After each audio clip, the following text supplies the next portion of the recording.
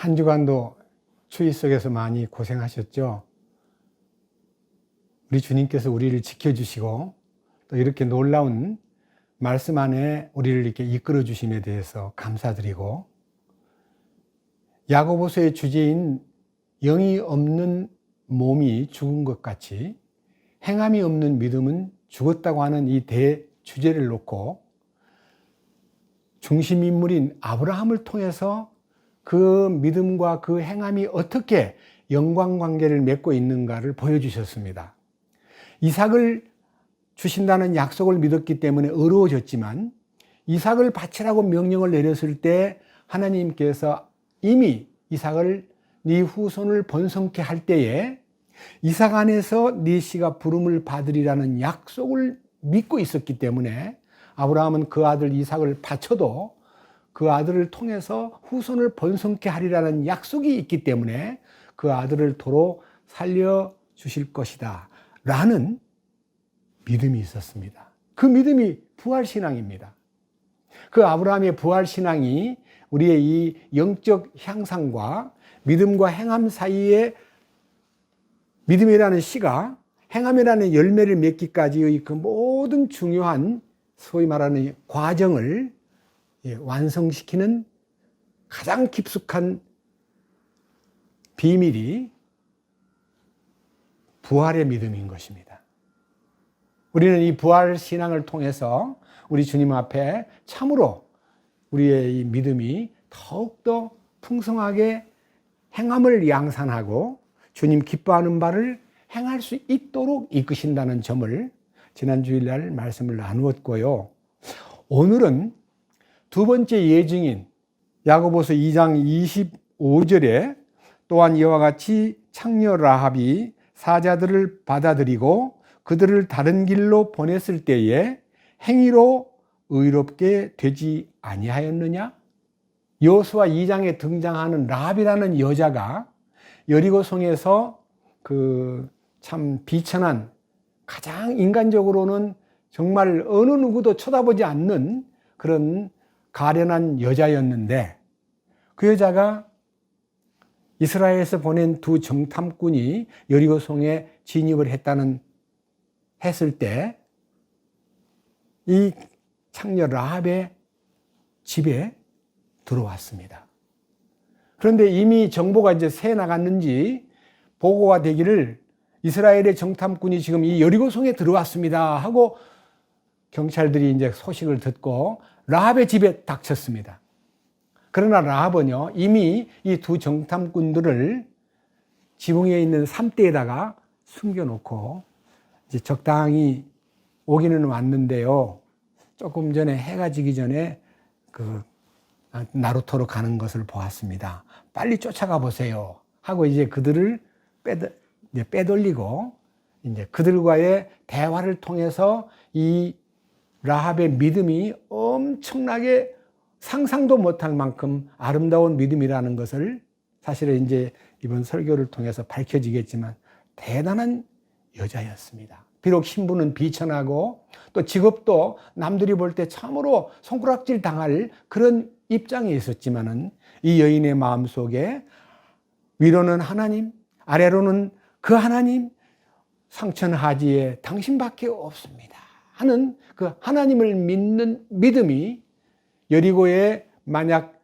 당국에 발각이 되면 이는 분명히 사형을 받아야 될 텐데 생명을 걸고 이 정탐꾼들을 영접함으로써 구원을 받는 놀라운 얘기가 이번에 야고보서 2장 14절에서 26절까지의 두 번째 강좌를 통해서 이 축복이 여러분에게 밝혀지리라고 믿습니다.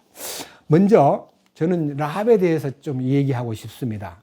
라합은 멸망당할 도시인 여리고에 살던 창녀 신분의 비참한 여자였습니다. 그런데 이 여자가 마태복음 1장 한번 3절로 5절까지 말씀을 읽어보겠습니다. 마태복음 1장 3절에서 5절까지입니다. 유다는 다말에게서 베레스와 세라를 낳고 베레스는 헤스론을 낳고 헤스론은 람을 낳고 람은 아미나답을 낳고 아미나답은 나손을 낳고 나손은 살몬을 낳고 살몬은 라합에게서 보아스를 낳고 보아스는 룻에게서 오벳을 낳고 오벳은 이새를 낳고 그 다음 6절에 이새는 다윗 왕을 낳고 그러니까 이게 이제 아브라함의 가정이면서 유다 지파에 속한 족보이면서도 다윗 왕과의 소위 말하는 계보이고 마지막에는 예수 그리스도가 탄생한 족보입니다. 마태복음 1장 1절 바로 위에 왕의 계보라고 기록되어 있잖아요. 여기에 놀라운 얘기는요. 5절 살몬은 라합에게서 보아스를 낳고 보아스를 낳은 그의 어머니가 바로 여리고 출신의 창녀 라합입니다. 그럼 살몬은 누굴까요? 살몬은 성경에서 여기 지금 라합은 아미나답을 낳고 아미나답은 나손을 낳고 나손은 살몬을 낳고 이 살몬은 나손의 아들입니다. 그럼 나손은 누구지요? 민수기 2장 3절과 4절을 보겠습니다. 구약성경 민수기 2장 3절에서 4절 이 말씀을 보면요. 민수기 2장 3절입니다. 해 뜨는 쪽으로 동쪽 편에는 유다 진영의 군기에 속한 자들이 그들의 군대대로 진을 칠지니라. 유다 자손의 대장은 아미나답의 아들 나손이요. 그의 군대 곧 그들 중에서 계수된 자가 74,600명이니 유다 지파의 20세 이상의 군인이 74,600명입니다. 그 74,600명의 총대장이 바로 아미나답의 아들 나손입니다. 그럼 그 나손은 살몬의 아버지입니다. 그러니까요, 유명한 소위 말하는 유다 지파의 총사령관인 나손이라는 사람이 그 아들 소위 말하는 살몬을 여리고의 정탐꾼으로 파송하는데 그 당시의 총사령관은 여호수아입니다. 여호수아 눈에 나손의 아들 살몬이 보통 청년이 아니다는 것을 알고 그 또 한 사람 이름은 없지만요, 이 살몬과 다른 청년을 여리고의 소위 말하는 정탐꾼으로 파송을 했습니다. 근데요, 성경을 또 조금 보면요, 참 잊어서는 안 될 놀라운 얘기가 있는데 출애굽기 6장을 보겠습니다. 출애굽기 6장 23절입니다. 아론이 암미나답의 딸이요 나손의 누이인 엘리세바를 아내로 취하였고 그녀가 그에게 나답과 아비후와 엘르아살과 이다말을 낳았더라. 이 아론이라는 분은 대제사장 모세의 형이고 대단히 이스라엘에게 영향을 미친 광야 생활의 대변자요 대제사장인 이 아론이 아미나답의 딸인 엘리세바를 아내로 취하였다 그랬는데 그 엘리세바가 누구냐면 나손의 누이예요. 나손의 누이가 바로 엘리세바고 이 엘리세바가 아론의 와이프입니다. 그리고 아론의 와이프인 엘리세바는요 나답과 아비후와 엘르아살과 이다말을 낳았다라고 사형제를 낳았다라고 기록되어 있는데 말로 한다면요 나손은 아론의 처남입니다. 그죠? 누나인 엘리세바가 아론의 부인이 되었으니까 이 나손이라는 유대 지파의 군대 총대장인 나손의 매부가 된 겁니다. 아론이. 그런 면에서 이 살몬은 나손의 아들이기 때문에 대단히 참 좋은 집안의 아들이며 똑똑한 인물인 것 같아요. 그런데 이 살몬이 여리고의 정탐꾼으로 파송되었다가 결국은 라합하고 이제 소위 말하는 눈이 맞아가지고 결혼을 한 거예요. 가정이 아주 이제 놀라운 가정이 된 겁니다. 그래서 여기 지금 성경에 마태복음 다시 생각해 보겠습니다. 마태복음 1장 5절에서 6절까지 살몬이 누구냐 하면요 나손의 아들이고 그 살몬이 라합과 결혼해가지고 보아스라는 아들을 낳았어요. 굉장히 유력한 아들입니다. 베들레헴에서 아주 대단히 유력한 아들 보아스가 모압 땅에서 과부가 되어 돌아온 룻이라는 여자와 결혼해가지고 그래서 오벳을 낳았고요. 그 오벳은 이새를 낳았고요. 그 이새는 다윗 왕을 낳았다는 겁니다. 그러니까 다윗 왕의 아버지는 이새고 이새의 아버지는 오벳이고 오벳의 아버지는 보아스고 보아스의 아버지는 살몬과 라합이 고조 할머니예요. 고조 할아버지고. 그러니까 다윗의 아버지, 그 다음에 할아버지, 증조 할아버지, 고조 할아버지. 그러니까 다윗의 고조 할아버지 살몬과 고조 할머니 라합이 바로 다윗 왕가의 계보에 들어 있습니다. 여기서 특별한 얘기는 무엇을 의미하느냐? 어떻게 창녀의 출신이 놀라운 왕가의 계보에 들어오고 그 계보에서 그리스도가 탄생했다는 것은 놀라운 일 아닙니까? 여러분 이것을 놓고 생각할 때 저나 여러분은 모두가 다 주님 보실 때 다 창녀들입니다. 왜 그러냐? 야고보서 4장 4절 이하에 보면 가늠하는 여인들이여 세상과 벗된 것이 하나님의 원수임을 알지 못하느냐? 누구든지 세상과 벗이 되고자 하는 자는 스스로 하나님과 원수가 되느니라. 여러분이나 저가 하나님을 저버리고 세상에 푹 빠져가지고 세상에서 뒹굴다가 구원을 받아가지고 주의 왕가에 들어온 사람들 아닙니까? 라합처럼. 그 라합이 바로 여러분과 나예요. 그 형편없는 신분을 가졌던 비천한 여자가 왕가의 가문에 들어와 가지고 살몬하고 결혼하고 그 이후에 그 가정에서 보아스가 탄생하고 그 가정에서 오벳이 나고 그 가정에서 이새가 출생하고 그리고 다윗 왕이 탄생한 겁니다. 이 왕가의 할머니가 된 거예요. 우리도 지금 현재 스스로 우리는 이 비천한 창녀 같은 죄인을요 주님이 불러가지고 왕가에 들어오게 했고 그리스도의 신부가 되게 했다는 거, 이건 놀라운 일 아닌가요?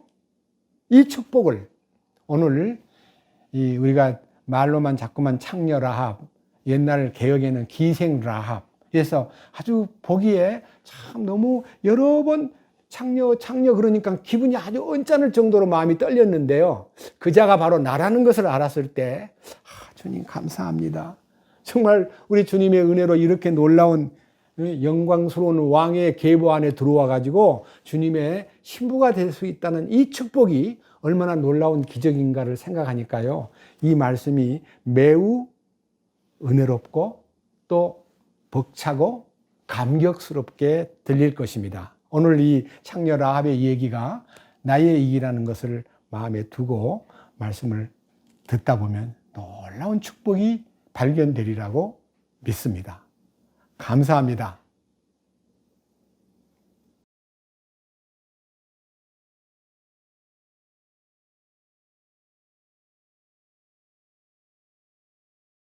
야고보서 2장 오늘은 14절 말씀에서 26절까지 말씀을 봉독하겠습니다. 야고보서 2장 14절입니다. 내 형제들아, 사람이 자기가 믿음이 있다고 말하면서 행위가 없으면 그것이 무슨 유익을 주느냐? 믿음이 그를 구원할 수 있겠느냐? 만일 형제나 자매가 헐벗고 일용할 양식이 없는데 너희 중에 누가 그들에게 이르되 평안히 떠나가라, 너희는 따뜻하게 하고 배부르게 하라 하고는 몸에 필요한 그것들을 너희가 그들에게 주지 아니하면 그것이 무슨 유익을 주느냐? 이와 같이 믿음도 행위가 없으면 그것만으로는 죽은 것이니라. 참으로 어떤 사람은 이르되 너희는 믿음이 있고 나는 행위가 있으니 내 행위가 없는 네 믿음을 내게 보이라. 나는 내 행위로 내 믿음을 내게 보이리라 하느니라. 네가 한 하나님이 계신 줄 믿으니 잘하는도다. 마귀들도 믿고 떠느니라. 그러나 오 허무한 사람아, 행위 없는 믿음이 죽은 것인 줄을 네가 알고자 하느냐? 우리 조상 아브라함이 자기 아들 이삭을 제단 위에 드릴 때에 행위로 의롭게 되지 아니하였느냐. 네가 보거니와 믿음이 그의 행위와 함께 일하고 행위로 믿음이 완전하게 되지 아니하였느냐. 이에 아브라함이 하나님을 믿으니 그것을 그에게 의로 인정하셨느니라 하시는 성경 기록이 성취되었고 그는 하나님의 친구라 불렸느니라. 그런즉 너희가 보거니와 사람이 행위로 의롭게 되고 단지 믿음으로 되지 아니하느니라. 또한 이와 같이 창녀 라합이 사자들을 받아들이고 그들을 다른 길로 보냈을 때에 행위로 의롭게 되지 아니하였느냐. 영이 없는 몸이 죽은 것 같이 행위 없는 믿음도 죽었느니라. 다시 한번 기도드리겠습니다. 주님, 감사합니다. 오늘도 이 거룩한 말씀을 봉독했습니다. 이 말씀에 담겨 있는 하나님의 거룩한 뜻과 하나님이 우리들에게 나누어 주고자 하시는 놀라운 신비를 우리가 발견하고 이 말씀을 통해서 성령으로 충만되고 말씀 안에서 새 힘을 얻고 말씀을 통해서 우리가 주님에게 더 충성할 수 있는 놀라운 손길을 기다립니다. 이 시간도 말씀을 전할 때 제게 맡기지 마시고 주님 성령의 도우심을 통해서 주님을 표현하고 주님의 뜻을 더 밝히 전하고 우리 모두가 다 이 말씀에 공명하고 아버지의 거룩하신 뜻이 기름 부음 안에서 우리에게 확장되고 성취되고 또 생활 가운데 열매 맺도록 이끄시옵소서. 우리 주 예수 그리스도의 이름으로 기도드렸습니다. 아멘. 제가 지난 주일날도 이 본문을 가지고 말씀을 드렸는데 특별히 행함이 없는 믿음은 죽은 믿음이다라는 것을 전제로 해가지고 우리가 형제나 자매가 헐벗고 굶주릴 때에 그들을 돕는 방법도 고기를 잡는 방법을 가르쳐 주는 것이 오래 버티는 것이지 고기 한 마리를 주는 것보다 낫다 그랬습니다. 그렇다면요 산상수훈의 왕가의 법률 가운데서 주님이 너희가 이 앞에 기록되어 있는 대로 첫째로 하나님의 왕국과 그분의 의를 구하라.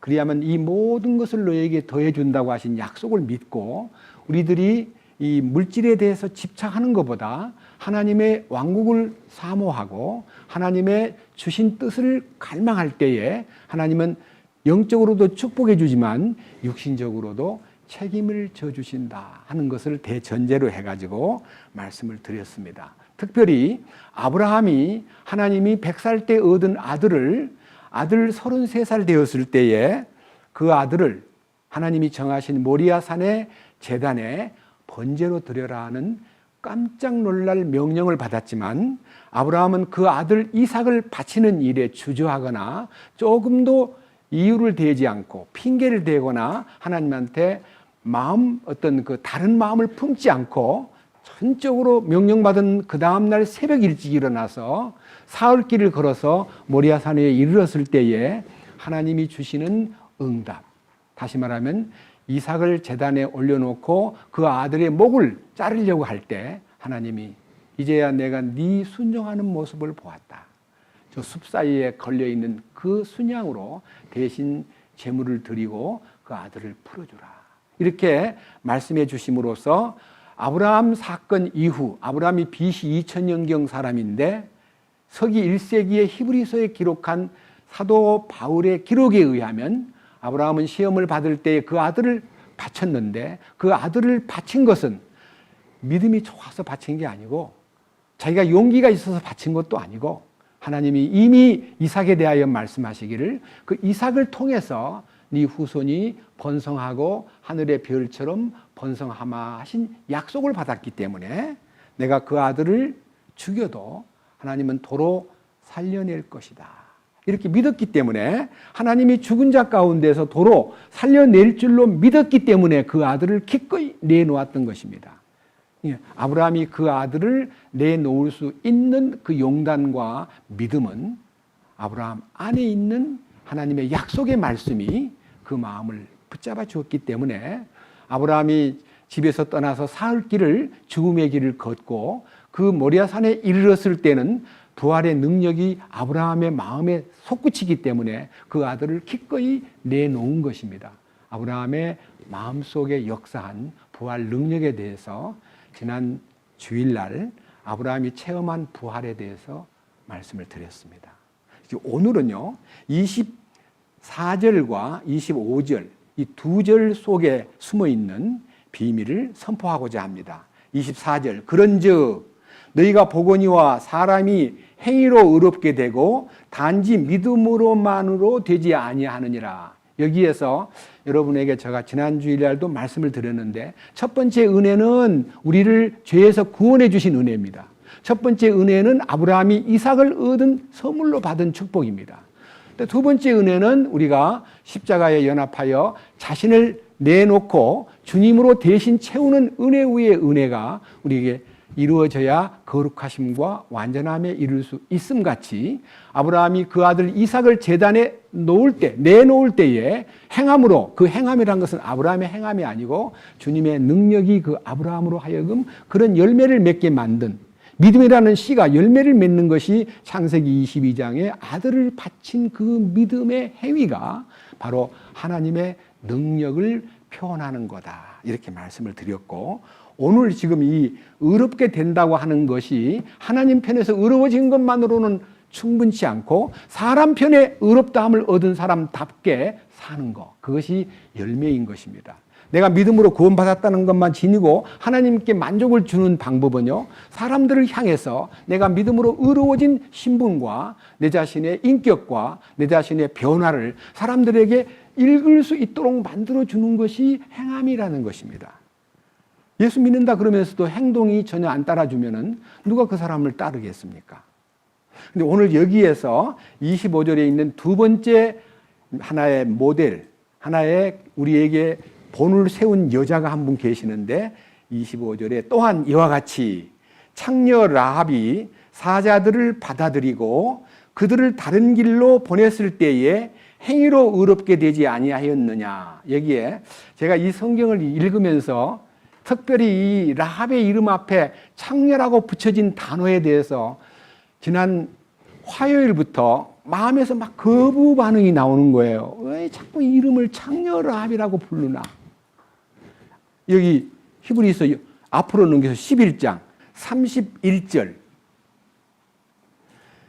믿음으로 창녀 라합은 정탐꾼들을 평안히 받아들이고 믿지 아니한 자들과 함께 멸망하지 아니하였도다.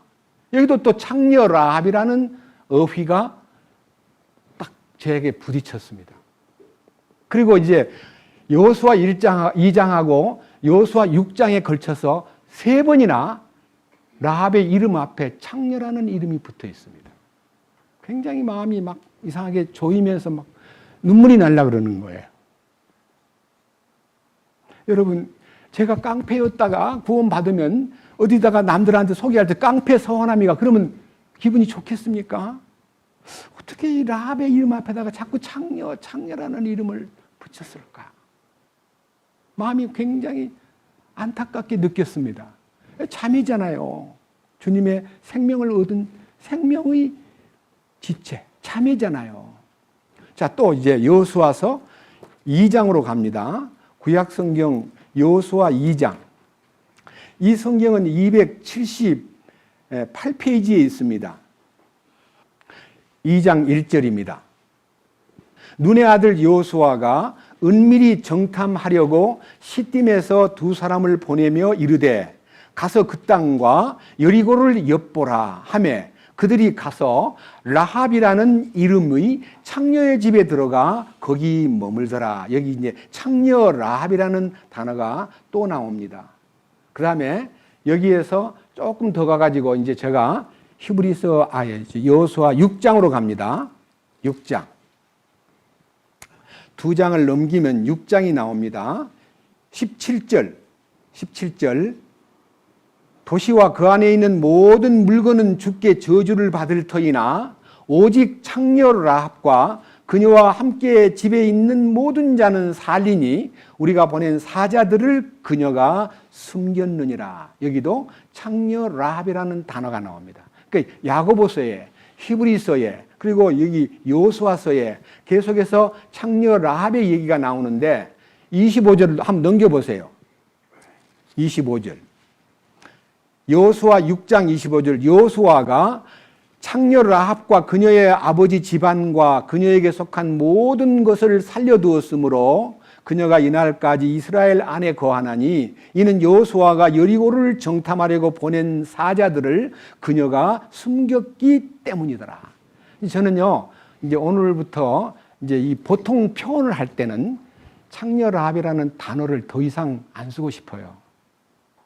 그리고 라합이라는 자매님이라고 부르고 싶어요. 근데 왜 여기다 이렇게 계속해서 창녀라는 이름을 붙여가지고 이 라합을 아주 어렵게 만들까라고 생각했는데 이것을 우리 주님께서 해소해 줘. 제가 이걸 놓고 계속 고민하니까요. 말씀에서 풀어주시더라고요. 우리 성경 신약으로 돌아와가지고 이제 마태복음 21장을 보겠습니다. 자, 신약 성경 마태복음 21장. 28절입니다. 신약 성경 34페이지. 그러나 너희는 마태복음 21장 28절. 우리 주님이 말씀하신 내용입니다. 그러나 너희는 어떻게 생각하느냐? 어떤 사람이 두 아들이 있는데 그가 첫째에게 가서 이르되 아들아 오늘 내 포도원에 가서 일하라 하니 그가 응답하여 이르되 가지 아니하겠나이다 하고는 그 뒤에 뜻을 돌이키고 갔고 그가 둘째에게 가서 또 그와 같이 말하매 그가 응답하여 이르되 아버지여 가겠나이다 하고는 가지 아니하였느니라. 그러니까 큰아들은 포도원에 가서 일하라 그러니까 첫째는 안 간다 그랬다가 뉘우치고 가서 일을 했다. 그 다음에 둘째 아들은 가겠습니다라고 말만 해놓고는 안 갔다. 31절. 그러면 그 둘 중에 누가 자기 아버지의 뜻을 행하였느냐 하시며 그들이 그분께 이르되 첫째 아들입니다 하거늘 예수님께서 그들에게 이르시되 진실로 내가 너희에게 이르노니 세리들과 창녀들이 너희보다 먼저 하나님의 왕국에 들어가느니라.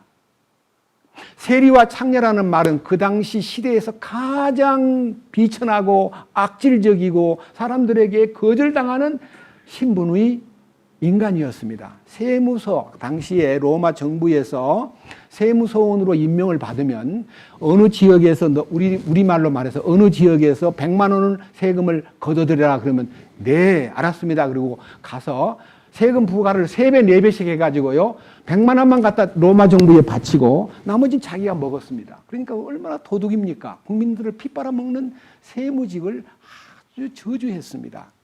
여러분 그 중에서 세리 마태복음을 쓴 세리가 예수님이 사도가 되었습니다. 그러면 자꾸 마태 보고 세리 마태 그러면 되겠습니까? 예수님 제자가 되었는데 마태복음을 쓴 마태는 예수님의 제자가 되었고 예수님의 사도가 되었습니다. 비록 과거는 험악한 세리직에서 남 돈 뜯어먹던 아주 형편없는 인간이었지만 여기에 세리와 창녀들이 먼저 하나님의 왕국에 들어간다는 말은 하나님의 명령을 그들이 딱 받자마자 거절하는 것처럼 보였다가 뉘우치고 주님에게 돌아왔다는 것입니다. 밑에 보십시오. 32절. 요한이 의의 길로 너희에게 와서도 너희는 그를 믿지 아니하여서 너희가 누구냐면 그 당시 바리새인과 서기관들과 굉장히 신분이 높은 종교인들은 말로는 예 그래 놓고는 행동을 안 했다 이거예요. 그러니까 듣기는 들었는데 믿지 아니하였으나 세리들과 창녀들은 그를 믿었으며 너희는 그를 보고도 그의 뒤에 뜻을 돌이켜 그를 믿으려 하지 아니하였느니라. 그러니까요 잘못을 깨닫고 돌아서는 것이 회개인데 이 창녀와 세리들은 깨닫고 주께로 돌아왔다 이거예요. 그래서 이 말씀에서 세리와 창녀들의 신분이라는 것은 가장 밑바닥 인생을 주님이 구원해 가지고 하늘 왕국의 소위 말하는 영광스러운 상속권을 받을 수 있는 사람으로 만들었다는 것이 이 야고보서의 비천하고 형편없이 신분이 낮은 사람이 믿음의 부요함을 통해서 하늘의 왕국을 상속받을 자가 되게 만든 주님의 축복에 대해서, 제가 어제 저녁에도 같이 저녁 식사를 했던 어떤 자매님이요, 나 같은 형편없는 가련한 여자가 어떻게 이 왕국 복음에 들어왔을까요? 생각하니까 너무너무 기적이에요. 그 기적을 맛본 여자가, 우리도 있지만 여기 라합이라는 자매님이 기적을 소유했다는 것에 대해서 마음이 굉장히 막 뜨거워지면서, 이제는 기록에는 비록 창녀라는 이름이 붙어 있긴 하나 그는 고귀한 자매요, 마태복음 1장에 보면요, 예수님의 족보 속에 영광스러운 위치에서 예수님을 탄생시킨 족보 속에, 계보 속에 들어있더라 이거예요. 제가 그걸 읽으면서 마음의 위로를 받았습니다. 마태복음 1장 보십시다. 4절과 5절을 봅니다. 마태복음 1장 4절과 5절. 람은 아미나답을 낳고, 아미나답은 나손을 낳고, 나손은 살몬을 낳고, 살몬은 라합에게서 보아스를 낳고, 보아스는 룻에게서 오벳을 낳고, 오벳은 이새를 낳고, 이새는 다윗 왕을 낳고. 제가요, 이 성경에 나오는 이름을 쓰면서 마음에 아주 큰 위로가 되었습니다. 자, 보세요. 여기에 나손은 살몬을 낳고, 살몬은 보아스를 낳고, 보아스는 오벳을 낳고, 오벳은 이새를 낳고, 이새는 다윗 왕을 낳으니라 그랬습니다. 그러면요, 다윗의 아버지, 할아버지, 증조 할아버지, 고조 할아버지, 이 살몬은요 다윗의 고조 할아버지입니다. 그러면요, 이 살몬의 아내가 누구냐면요, 살몬의 아내는 방금 여러분에게 분명히 말씀드렸잖아요. 살몬은 5절 누구에게서? 라합에게서. 이 라합은요 다윗 왕의 고조 할머니예요. 물론 보지는 못했어요. 그렇지만은 다윗의 고조 할머니, 여기 보아스라는 아들을 낳은, 보아스는 유력자입니다. 베들레헴의 유력자. 그리고 이 보아스는 룻에게서 오벳을 낳았습니다. 룻기에 나오는 룻은 다윗의 증조 할머니입니다. 맞죠? 제가 이 말씀을 딱 보다가 이 라합이 영광스러운 예수 그리스도의 계보 안에 계보를 이은 여자로 당당하게 등재가 되어 있구나. 그걸 보면서 마음에 큰 위로를 받았습니다. 근데 여기서 아셔야 될 거는요, 이 나손이라는 사람 여러분 그냥 누군지 잘 몰라요. 근데 제가 나손에 대해서 또 조사를 해보니까 엄청난, 대단한 사령관이에요, 사령관. 민수기 2장을 보겠습니다. 자, 3절입니다. 3절. 해 뜨는 쪽으로 동쪽 편에는 유다 진영의 진기에 속한 자들이 그들의 군대대로 진을 칠지니라. 유다 자손의 대장은 암미나답의 아들 나손이요. 나손이요. 자, 4절. 그 유다 지파에 속한 그 군대, 곧 그들 중에 계수된 자가 74,600명입니다. 자, 이 나손은요 74,600명을 거느리는 대장입니다. 대장.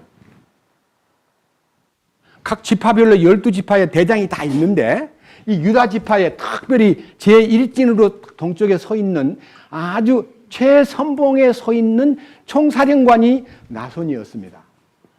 이 나손이 그만큼 명예로운, 다른 성경에 보면 지휘자, 대장, 혹은요 엄청난 사령관으로 표현되어 있습니다. 여기는 대장이잖아요. 대장. 예? 대장. 그런데 이스라엘 사람들이 가나안 땅에 가기 전에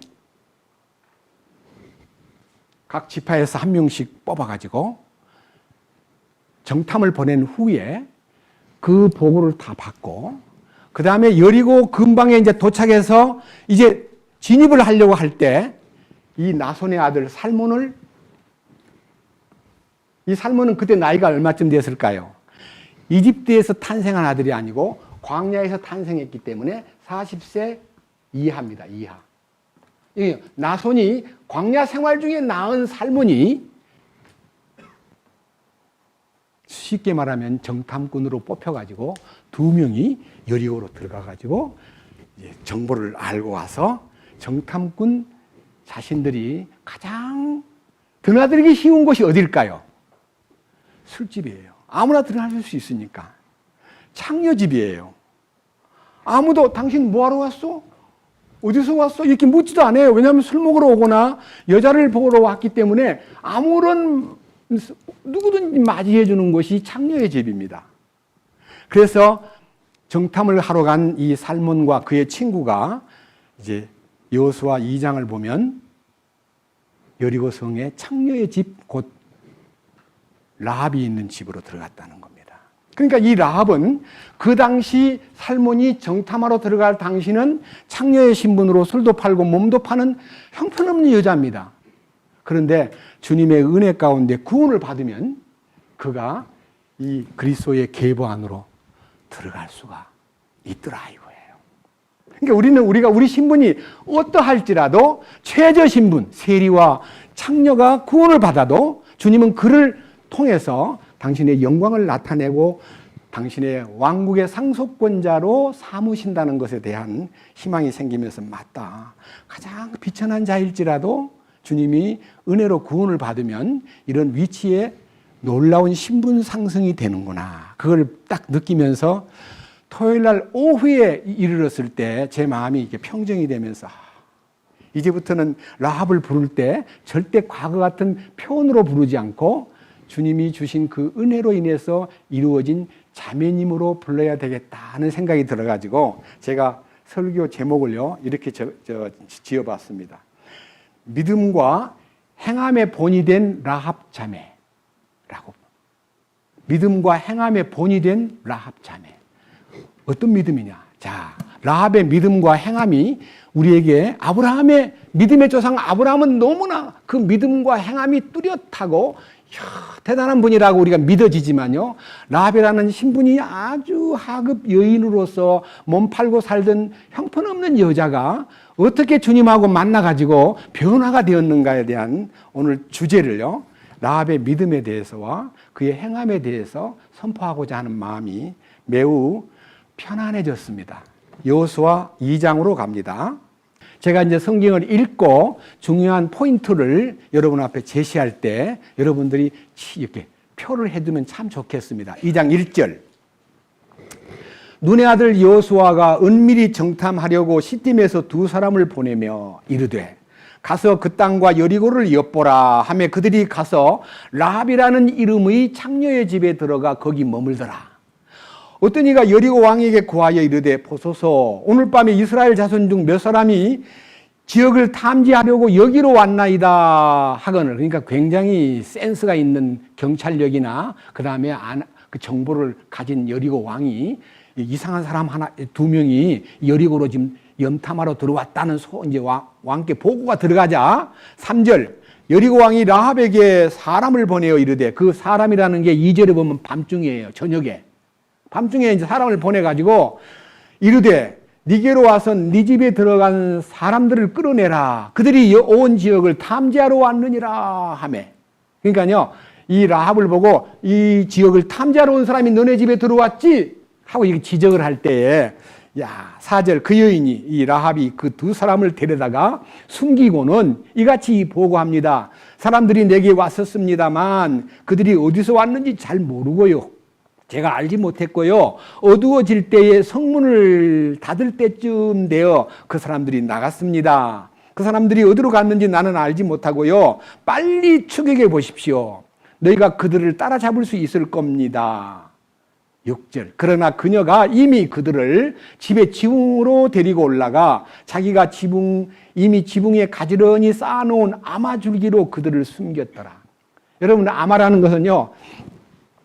옷을 만들어 입기 위해서 만든 삼대를 말해요. 삼대를 말려야만 이게 이제 나중에 천을 만들 수 있게 삼대를 말리려고 올려놓은 그 큰 삼대 속에다가 이 2사람을 숨겨놓고 왔기는 왔는데요. 해가 지기 전에 이제 저녁 문 닫기 직전에 나갔거든요. 따라가 보세요. 이렇게 해놓고는 산대에 숨겨놓은 그들에게 얘기가 됩니다. 7절. 그 사람들은 요르단에 이르는 길로 여울까지 그들을 추격하였는데 그들을 추격하는 자들이 나가매 그들이 곧 성문을 닫았더라. 자, 이제 문이 닫힌 후에 이제 조용하게 군인을 이렇게 소위 말하는 내보낸 후에 라합이 8절부터 자세히 들어보세요. 그들이 눕기 전에 그녀가 지붕에 올라가 그들에게 이르러. 자, 위에 지붕이라는 게 우리 오늘날 말하는 이런 지붕이 아니고 이런 평평한 테라스입니다. 예? 평평한 테라스에다가 산대를 말려놓는데 그 산대 속에다가 숨겨놓고 이제 올라갔습니다. 아마 올라가서 9절. 그 두 사람에게 말합니다. 주께서 이 땅을 너희에게 주신 줄을 내가 아노라. 야, 희한한 여자입니다.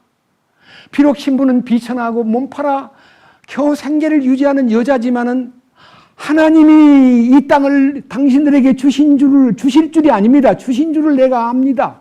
이게 믿음이 견고한 놀라운 믿음을 가진 사람입니다. 하나님이 이 땅을 당신들에게 주신 줄 압니다라고 말하는 것만 아니라 세부적으로 딱 갈 때 그 첫 번째 하나님이 이 땅을 여러분들에게 주신 줄을 제가 압니다.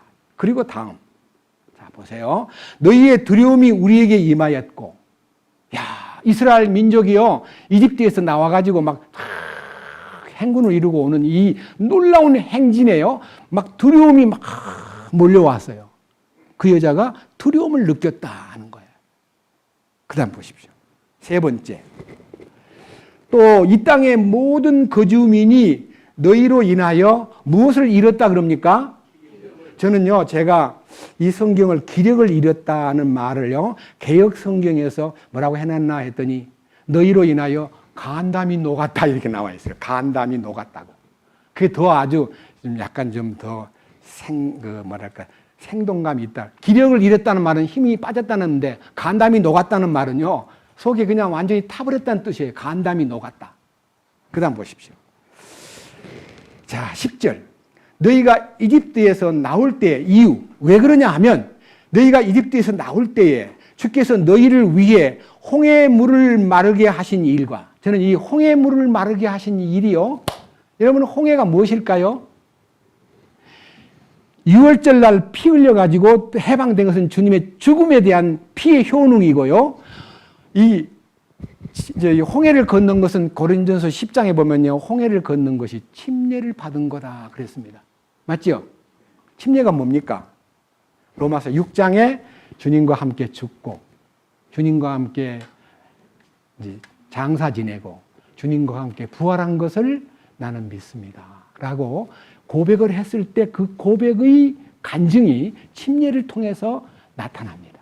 그러니까 침례는 그냥 기독교인이 되기 위해서 하나의 절차가 아니고, 내가 예수님과 함께, 나 위에 죽으신 예수님과 함께 저도 죽었고요, 저도 이제 그의 무덤에 같이 묻혔고요, 저도 이제 그의 부활에 동참했습니다 라고 하는 고백이 침례입니다. 그러니까 여기서 말하고 있는 이 라합이 홍해를 마르게 하신 일에 대해서 듣고 하나님이 이스라엘 민족에게 이 땅을 주셨을 뿐만 아니라 그들이 이렇게 옴으로써 간담이 녹을 정도로, 기력이 쇠할 정도로 두려움을 느끼는 그 감정은요, 뭐를 알았을까요? 우리는 멸망할 수밖에 없구나. 멸망한다는 걸 알았습니다. 예, 이 멸망이라는 단어가요, 단순하게 죽음이라는, 죽어서 멸망하는 거, 육신이 살다가 죽는 것이 인간에는 멸망입니다. 그런데 사람이 죽는 것으로 멸망이 끝나는 게 아니고, 하나님은 한 번 죽는 것은 사람에게 정해진 것이고 그 후에는 심판이 있으리라 했기 때문에 멸망받는 것은 영원한 하나님의 은총을 거부한 죄로 지옥에 떨어지는 겁니다. 그러니까 이 마음속에서요, 이 라합은요, 완전히 하나님께서 홍해물을 마르게 하셨다. 홍해물을 말랐다는 소문을 이스라엘 사람이 와서 전해줬겠어요? 입소문을 통해서 들었을까요? 그럼 입소문 들을 때 다 믿었을까요? 예.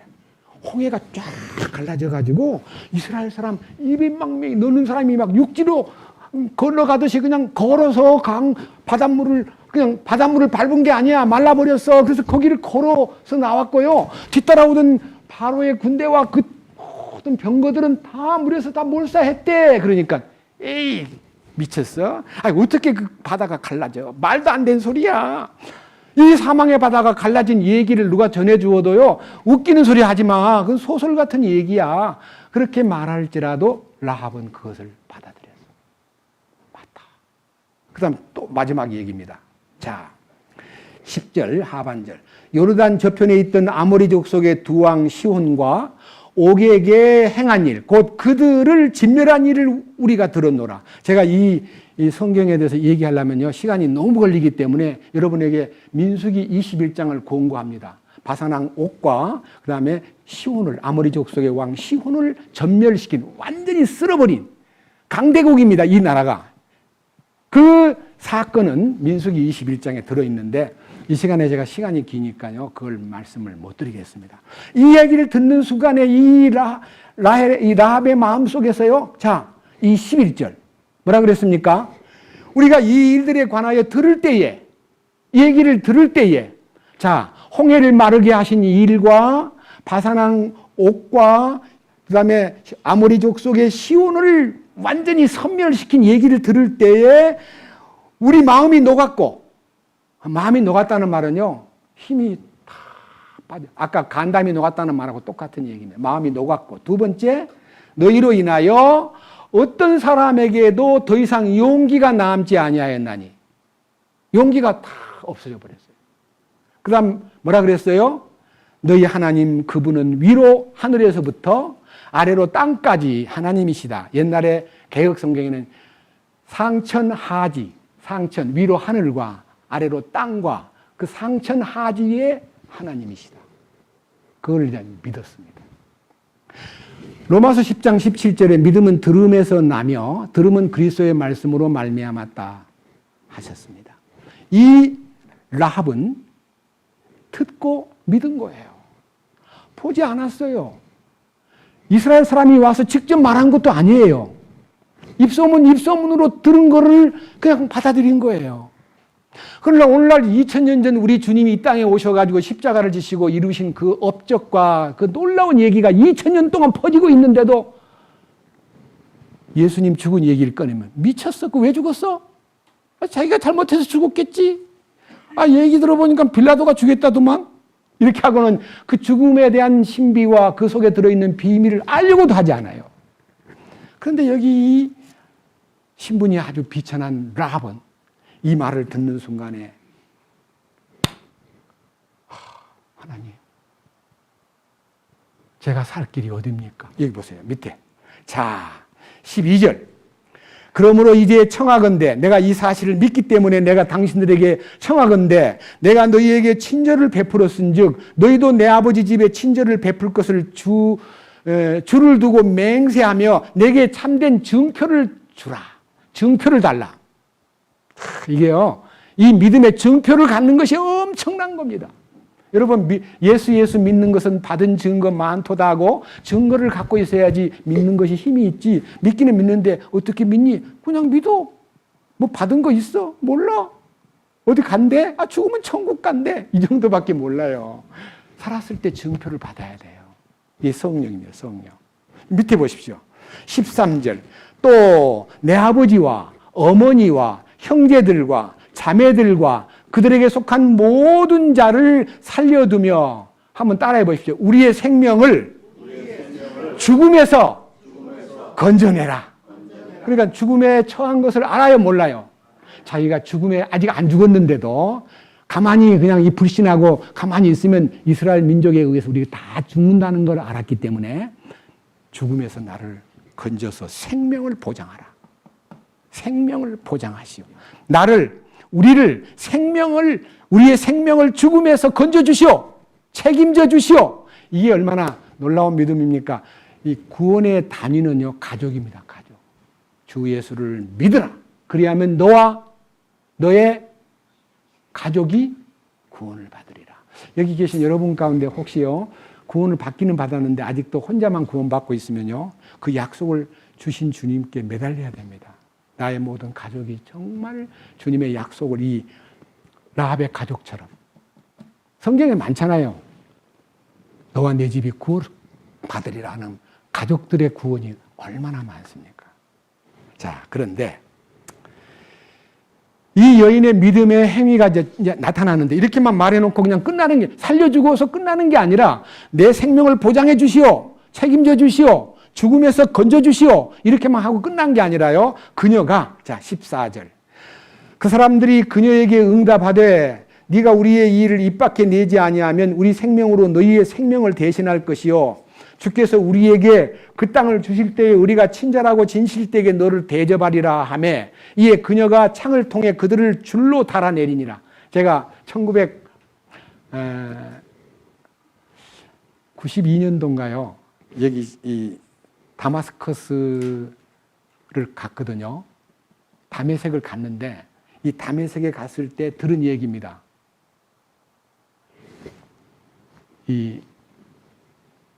그 당시 이 바울이 바구니를 타고 창문가로 이게 달아내린 장소에 기념관이 있더라고요. 그런데 이스라엘 사람들은요, 문으로 나가면 들키니까요, 그 당시 시대 사람들은 이 창문에다가 줄을 달아가지고 내린 거예요. 이 두 사람, 이 정탐꾼을요, 그러니까 여리고의 이 창가에 집이 있었는가 봐요. 이제 성벽 옆에. 그래서 달아내린 거예요. 내려놓고, 자, 15절. 이에 그녀가 창을 통해 그들을 줄로 달아내리니라. 그녀의 집은 고울의 성벽 위에 있었으므로 그녀가 성벽 위에 거하였더라. 그녀가 그들에게 이르되 추격하는 자들이 너희를 만날까 염려하노니 너희는 산으로 가서 추격하는 자들이 돌아갈 때까지 거기서 사흘 동안 숨었다가 그 뒤로 너희 길을 갈지니라. 야, 이 라합이 너무 이 센스가 대단한 여자예요. 지금 그냥 도망가다가 들킬지 모르니까 산으로 들어가서 사흘 동안 숨었다가 가라. 이 사흘이 성경에서 주는 의미가요, 죽음의 기간입니다. 예, 주님이 우리 위해서 십자가에 달리셨다가 부활의 아침까지 거리가 사흘거리입니다. 자꾸 사흘거리가 나오잖아요. 사흘을 숨었다가 다 사라진 후에 가시오. 그 다음 17절. 그 사람들이 그녀에게 이르되 네가 우리로 하여금 쇠약하게 한 너희 이 맹세에 관하여 우리가 비난을 받지 아니하리라. 보라, 우리가 이 땅에 들어올 때에 너는 우리를 달아내린 창에다가 주홍색 실로 된 이줄을 메어두고 네 아버지와 어머니와 형제들과 네 아버지의 온 집안을 내 집으로 데려오라. 그래서 이제 달아내린 이 창가에다가 이제 정탐꾼 2명이 붉은 줄을 이렇게 주면서 이걸 창문가에다 달아놓으시오. 그럼 우리가 쳐들어와가지고 여리고를 정복할 때 창가에 빨간 이제 줄이 늘어진 집에 손대지 말라고 할 테니까 네 식구들을 다 거기다 모아라. 그래서 21절. 그녀가 이르되 너희 말대로 되리라 하고는 그들을 위하여 그들을 보내어 떠나가게 하고 주홍색 줄을 창에 메어두니라. 이렇게 이제 창에다가 빨간색 줄을 메어두었다 하는 것입니다. 이게 이제 예수님의 죽음을 표시하는 빨간색 줄이요, 구원의 줄처럼 늘어져 있었고, 그 다음에 이제 나중에 성을 점령할 때 보니까요, 그 점령할 당시에 완전히 6장을 한번 보십시오. 6장 21절. 도시 안에 있던 모든 것을 진멸하되 남자와 여자와 어린아이와 노인과 양과 소와 나귀를 칼날로 진멸하니라. 그러나 여호수아가 그 지역을 정탐한 2 사람에게 이르되 그 창녀의 집에 들어가 너희가 그 여인에게 맹세한 대로 그녀와 그녀에게 속한 모든 것을 데리고 나오라 하며 정탐한 청년들이 들어가 라합과 그녀의 아버지와 어머니와 형제들과 그녀에게 속한 모든 것을 데리고 나오고 그녀의 모든 친족을 데리고 나와서 이스라엘 진영 밖에 두니라. 25절. 여호수아가 그 창녀 라합과 그녀의 아버지 집안 그녀에게 속한 모든 것을 살려주었으므로 그녀가 이날까지 이스라엘 안에 거하나니 이는 여호수아가 여리고를 정탐하려고 보낸 사자들을 그녀가 숨겼기 때문이더라. 그러니까요, 그녀가 숨겨준 것만 아니라요, 숨기기 전에 벌써 믿음이 그 안에 온 거예요. 나는 망할 수밖에 없다. 여리고는 망한다. 나도 같이 망할 거다. 그냥 안 망하는 방법은 그들에게 달라붙는 거다. 그들에게 귀속되는 거다. 그들에게 항복하는 거다. 만약 거짓말로 항복했다가 여리고의 군인한테 들키면 이 사람 집안들 다 죽습니다. 목숨을 걸고 그는 생명을 바꿨습니다. 여러분, 예수 믿는 것이요, 라합과 같은 듣고 믿는 믿음이 있어야 됩니다. 뭐 봐야 믿어? 천국을 가봐야 믿어? 지옥에 손을 집어넣어야 믿어? 여러분, 지옥은요, 안 가봤지만은요, 그냥 간단하게 촛불 하나에다가 손을 한번 대보세요. 지옥의 맛이 딱 손끝에 전달돼요. 근데 유황불 붙는 유황불 붙는 못에 던져져 가지고 세세토록 고통받을 지옥이 있다고 말해도 가보지, 가봤어? 있다는 거 어떻게 믿어? 안 믿는 거예요. 지옥 갈 수밖에 없다는 걸 믿고 멸망할 수밖에 없다는 걸 믿어야 라합처럼 살 길을 찾고 그 말씀을 갖고 있는 하나님의 사람 두 사람을, 그 사람들 특별한 사람 아니에요. 정탐꾼이에요. 대단한 인물도 아니에요. 그들을 영접하고 그들에게 딱 그들을 도와주면서 우리 생명을 보장하시오. 도와주시오. 우리 가족을 구원해 준다는 표를 주시오. 이 죽음에서 생명을 보장해 주시오 하는 이 믿음이 훗날 엄청나게 평가를 받은 거예요. 룻기 4장을 보겠습니다. 여호수아, 사사기, 룻기. 룻기 4장 18절. 이제 베레스의 세대는 이러하니라. 베레스는 헤스론을 낳고 헤스론은 람을 낳았고 람은 암미나답을 낳았고 암미나답은 나손을 낳았고 나손은 살몬을 낳았고 살몬은 보아스를 낳았고 보아스는 오벳을 낳았고 오벳은 이새를 낳았고 이새는 다윗을 낳았더라. 여기 이제 이 족보의 일부 속에 나손의 얘기와 살몬의 얘기가 있습니다. 그리고 우리가 유력자인 보아스의 얘기도 이 룻기서의 주인공인데 여기에 이 주인공인 이 보아스가 누구냐면요, 다윗의 증조 할아버지입니다. 다윗의 증조 할아버지. 옛날에는 나이를 많이 먹고 죽었기 때문에 대부분 4대, 5대까지 보고 살았습니다. 우리는 대부분 3대나 길어야 4대를 볼까 말까 하고 가는데요. 대부분 옛날에는 다 다윗이 아마 보았을 겁니다. 자, 제가 이 말씀을 드리는 이유는요, 우리가 이 가련한 창녀라고 불리웠던 라합이 직접 전도자에게나 유력한 자에게 얘기 들은 게 아니라 소문을 통해 들려온 이스라엘 민족의 하나님의 임재와 이끄심과 손길과 그들이 홍해를 육지처럼 건넜다. 그리고 아모리 왕 바산 왕 옥을 그리고 시온을 섬멸해버렸다. 이 얘기를 듣는 순간에 이제 얼마 안 있으면 우리도 망하겠구나 하고 생각한 나머지 이스라엘 민족 속에 귀속되기를 원했기 때문에 자기는 민족을 배반한 거예요. 여러분, 우리가요, 배반해야 돼요. 누구를? 공중것에 잡은 자인 사탄과 나를 지배하고 있는 마귀로부터 벗어나기 위해서는 그를 배신해야 돼요. 죽게 붙을 수가 있어요. 근데 자꾸 마귀한테만 끌려다니면서 아무렇지도 않는 것처럼 느끼는 사람은 마귀가 볼 때는 배신자지요. 여리고 왕이 볼 때는 이 라합의 가족들은 배신자예요. 그런데 우리는 그 배신자가 한 말을 그들이 볼 때는 거짓말했다 그러지만요, 우리는 배신하기 위해서는 사탄은 거짓말쟁이의 앞잡이기 때문에 사탄의 말을 노라고 말할 때 마귀는 우리 보고 거짓말쟁이라고 하지만 하나님은 참되심 안에 들어가기 위해서는 사탄의 지금까지 나를 지배하고 나를 완전히 장악해가지고 나를 인간적으로 볼 때는 그 밑에서 살면요, 평안히 먹고 마시고 즐거워하자 하고 육신 죽으면 그만이야, 무덤에 들어가면 끝이야, 이렇게 말하는 마귀 말만 듣고 사지 말고 우리가 이 인생이 하나님이 정하신 길이 있고 하나님이 인간을 만드신 목적이 있다는 걸 알면 인간은 하나님의 뭐 때문에 인간을 만드셨을까요? 오케이. 하나님과 짝을 만들기 위해서. 이 역사의 궁극적 새 예루살렘은 누구하고 만납니까? 신랑 되신 예수님과 신부인 교회가 만나서 사는 신혼집이에요. 새 예루살렘은 신혼집이에요. 우리가 모두 뭐가 돼야 돼요? 그리스도의 신부가 돼야 돼요. 그리스도의 짝이 되기 위해서 인간을 만드신 거예요. 근데 지금 누구하고 짝이 돼 있어요? 세상과 짝이 돼 있고 마귀하고 짝이 돼 있는 거예요. 그래서 자, 하나님과 관계를, 이 원수 관계를 푸는 방법이요, 딱 한 가지밖에 없어요. 자, 신약성경 요한 1서 2장을 보겠습니다. 2장 15절. 세상이나 세상에 있는 것들을 사랑하지 말라. 어떤 사람이 세상을 사랑하면 아버지의 사랑이 그 속에 있지 아니하니 세상에 있는 모든 것, 즉 육신의 정욕과 안목의 정욕과 인생의 자랑은 아버지에게서 나지 아니하고 세상에서 나느니라.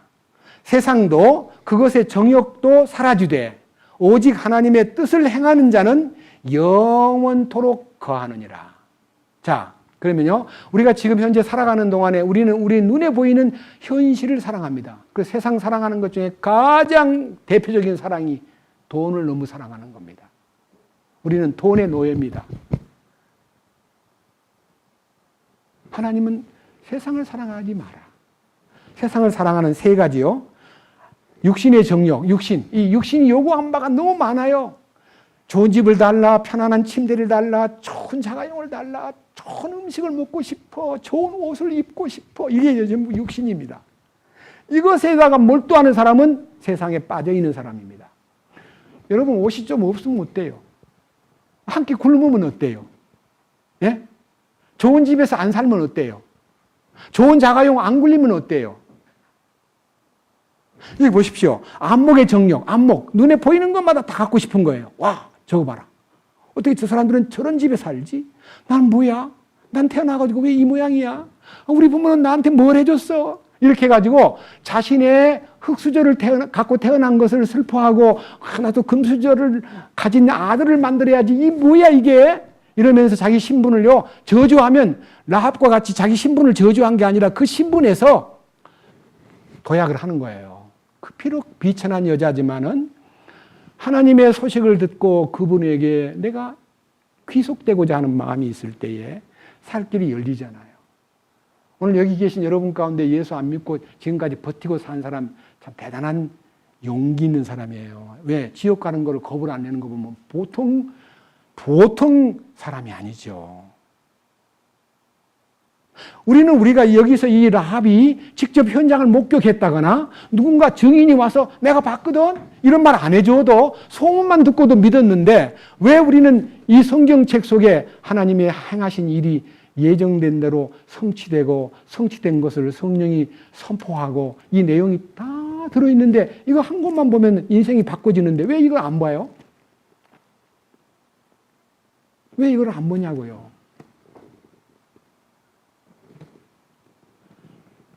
저는 제가 비록 어렵고 힘든 과거가 있었지만은요, 이 성경 보기 시작한 조그만할 때의 그 결정이 제 운명을 완전히 바꿨습니다.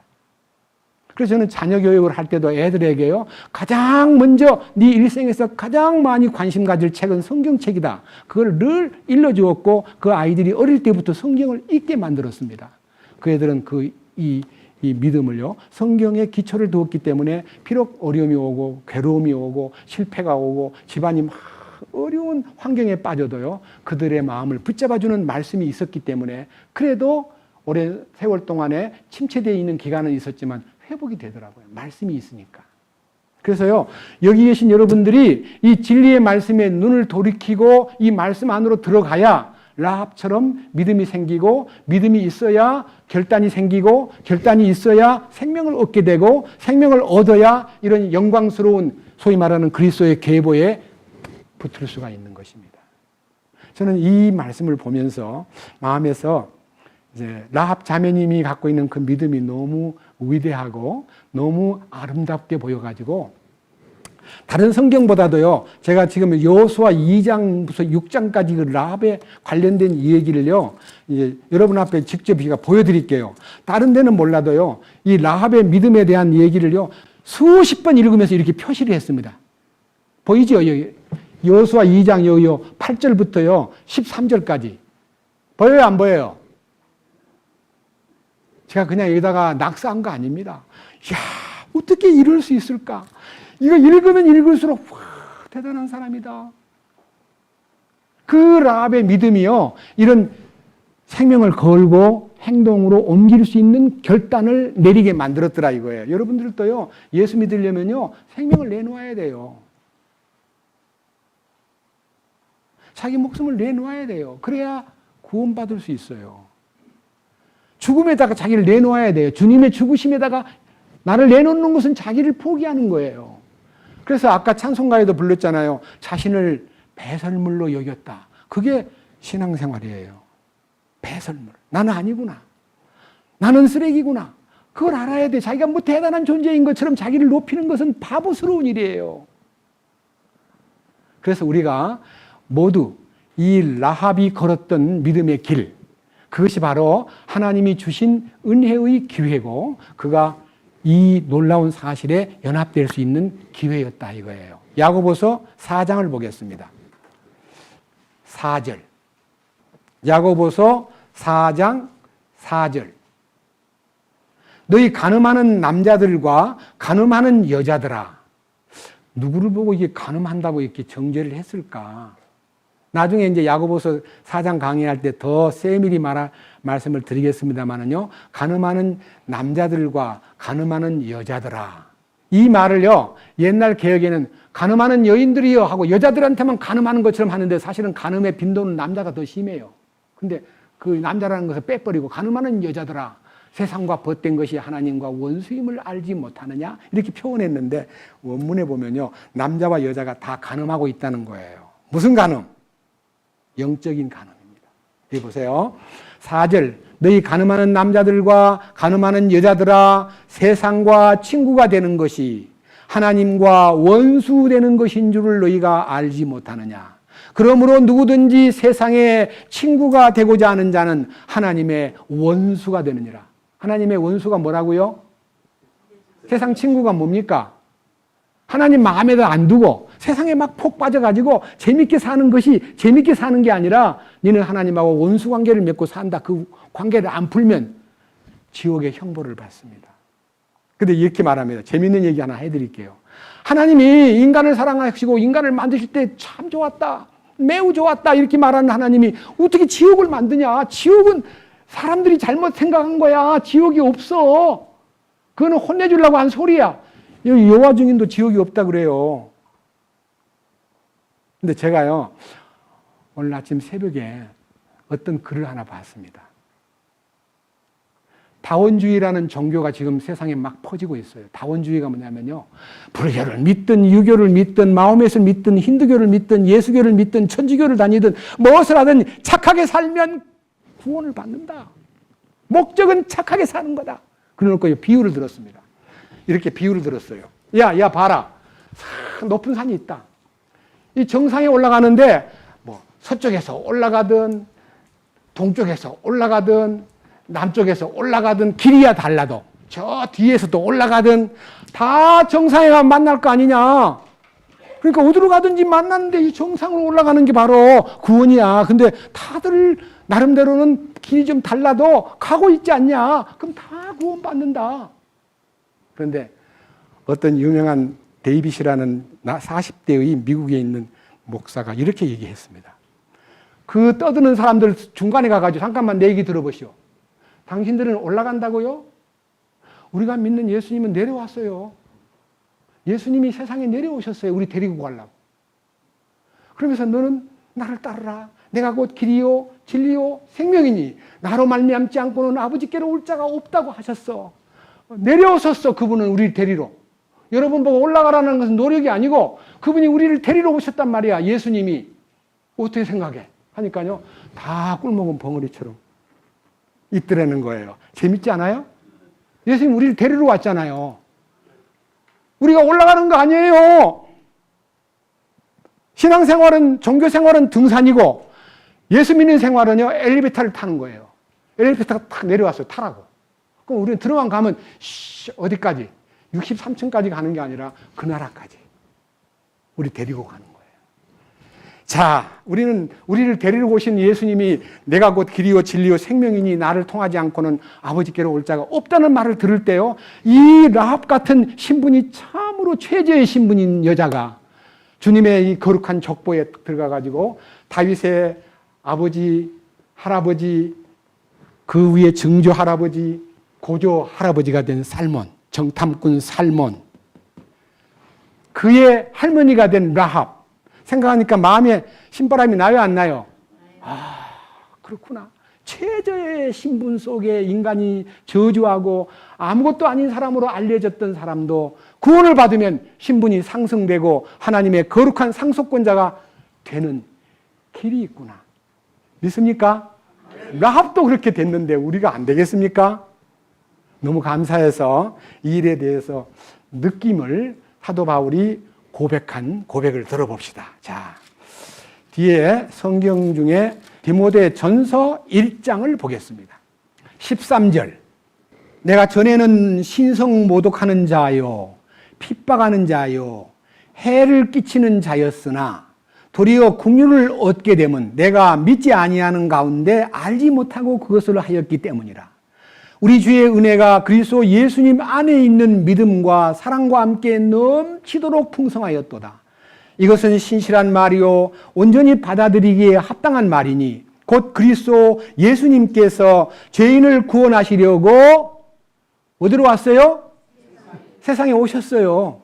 우리를 보고 올라오라고 하지 않고 주님이 직접 내려오셔가지고 구원해 주셨는데 그중 죄인들 중에 나는 우두머리니라. 죄인들 중에 옛날 성경에는 괴순이라. 죄인 중에서 인간적으로 가장 고상한 척하면서 죄를 가장 많이 지은 사람이 사도 바울이, 바울 되기 전에 사울이었습니다. 악질이었습니다. 스데반을 죽일 때 막 죽여야 됩니다 하고 앞장섰다가 그 돌 던지는 사람들, 증인들 앞에 있는 옷까지 다 챙겨가지고 옆에 서가지고 스데반이 맞아 죽는 모습을 지켜보았습니다. 잘 죽어야 돼. 저건 죽어야 돼. 잘 죽였어. 더 던져요. 더 큰 돌을 던져요. 용기 있게 해요. 자기는 이제 응원만 하는 거예요. 하는데 돌무더기 속에서요, 스데반이가 천사의 얼굴을 하고, 아버지요, 저들을 불쌍히 여겨주세요. 자기들이 하는 것을 알지 못하고 있습니다. 아버지요, 내 영을 주께 부탁합니다. 저들을 용서해 주세요. 그 기도 소리가 사도 바울의 뇌리에 딱 박혀가지고 걸을 때마다요, 뒤에서 스데반이 기도가 막 떠오르는 거예요. 사울아, 사울아, 네가 왜 나를 핍박하느냐? 가시채를 뒷발질하는 것이 네게 고생이니라. 막 양심을 찌르는 가시채. 걸을 때마다 발뒤꿈치를 찌르는 가시채를 느낄 때마다 스데반, 그는 죽어가면서도 용서를 빌었단 말이야. 나는 죽이면서도 기쁨이 없었어. 근데 그는 기뻐했어. 그게 뭘까? 이 마음에요, 의문이 스데반이가 죽을 때 환한 얼굴로 불평하거나 원망하거나 대항하지 않고 아버지여 저들을 돌 던지는 그들을 용서해달라고 비는 그 기도가 주님의 마음이 스데반이를 통과한 기도였습니다. 우리들도 그런 사람 됩시다. 스데반이가 죽을 때 돌 던지는 사람을 위해서 기도했던 그 기도가 사울을 녹였습니다. 맞지요? 우리는 우리 힘으로 사람을 감동시키는 거 아닙니다. 주님이 내 안에 오셔가지고 나를 주님의 마음으로 바꿔주었을 때에 여기에 밑에 보십시오.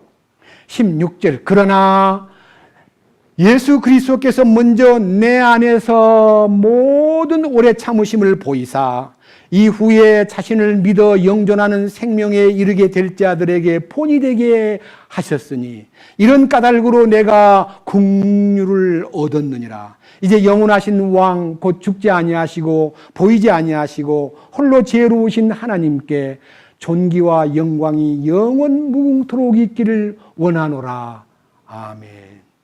예, 죄인 중에 개수가 구원을 받고 나니까요, 하나님, 제가 긍휼을 입었기 때문에 제가 입은 이 긍휼은 모든 사람에게 희망을 갖게 하려는 겁니다. 나 같은 죄인 중에 괴수를 구원해 주신 주님, 나 같은 놈도 구원받았는데 너희들도 받을 수 있다고 알려주기 위해서 나를 구원해 주신 것을 믿습니다.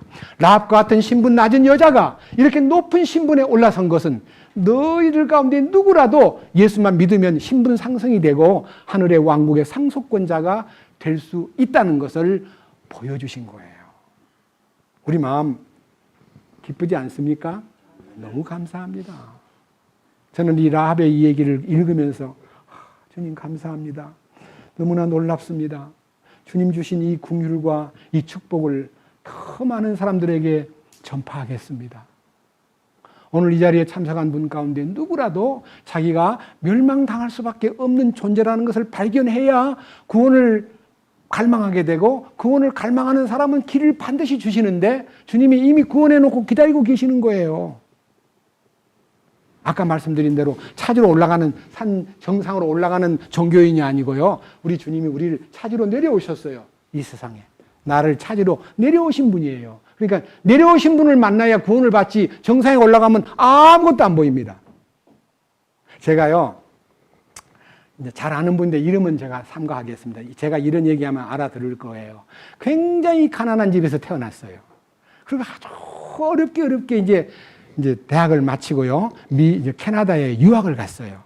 실험실에서 일을 하면서 화학공학을 공부하는데 너무너무 어렵게 막 화상도 입고 뭐 어렵게 장학금을 타서 박사학위를 딱 받았어요. 박사학위를 딱 받는 날요, 목표는 박사학위였는데 그렇게 허전하고 박사학위를 받는 순간에 내가 이거를 위해서 내가 이렇게 고생하고 피땀을 흘리고 여기에다 올인했구나.